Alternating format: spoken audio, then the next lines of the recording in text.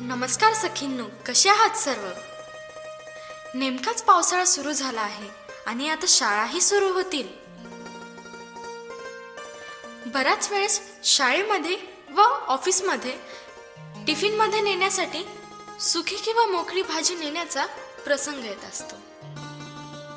म्हणूनच आज आपण शिकूया गवारीच्या शेंगांची खमंग मोकळी भाजी. चला तर मग. यासाठी लागणार आहे पाव किलो गवारीच्या शेंगा. या गवारीच्या शेंगा स्वच्छ धुवून व बारीक करून घेतल्या आहेत.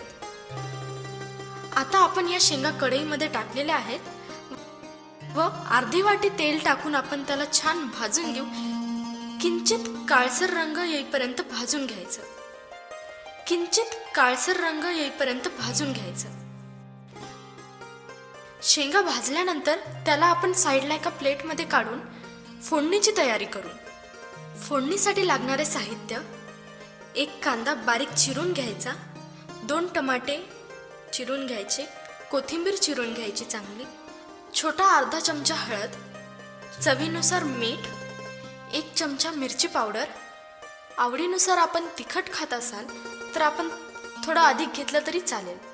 1 चमच तिळाचे वाटण किंवा शेंगदाण्याचे वाटण सुद्धा आपण टाकू शकतो आणि अर्धा चमच घरचा काळा मसाला. चला तर मग आता आपण फोडणी देऊ. प्रथम कढईमध्ये आपण कांदा टाकून घेऊ आणि 1 वाटीभर तेल टाकू आणि त्याला छान भाजून घेऊ.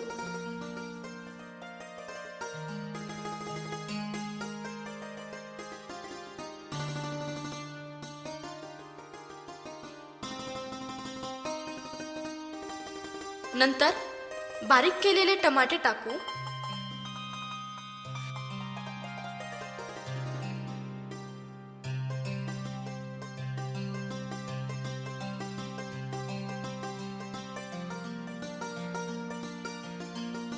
सोबतच 1 चमचा मिरची पावडर टाकू. अर्धा चमच हळद टाकून घेऊ. आता कोथिंबीर टाकून घरचा केलेला काळा मसाला टाकून घेऊ.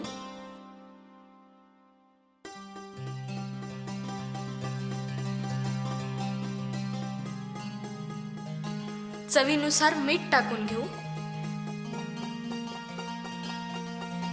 आणि 1 चमच तिळाचं वाटण टाकून देऊ.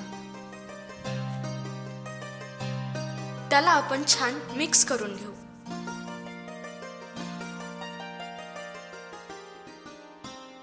एक अत्यंत महत्त्वाची टीप: शेंगदाणा हा सहसा टाळला पाहिजे, कारण शेंगदाण्यामुळे लिव्हर हे लिथार्जिक होत असते.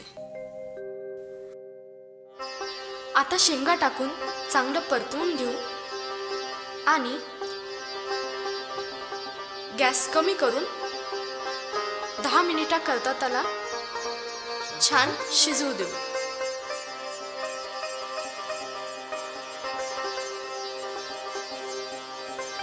अशा प्रकारे स्वादिष्ट गवारीच्या शेंगांची भाजी तयार झालेली आहे आणि आपण ही भाजी डब्यामध्ये देखील देऊ शकतो.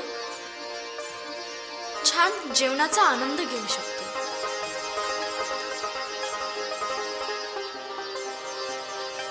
तर मग सखींनो, गवारीच्या शेंगांची भाजी करून पहा आणि आपणास आमचा हा व्हिडिओ कसा वाटला ते जरूर कळवा. लाईक करा, सबस्क्राईब करा, कमेंट करा आणि शेअर करा. पुन्हा भेटू अशाच एका नवीन व्हिडिओ सोबत. धन्यवाद.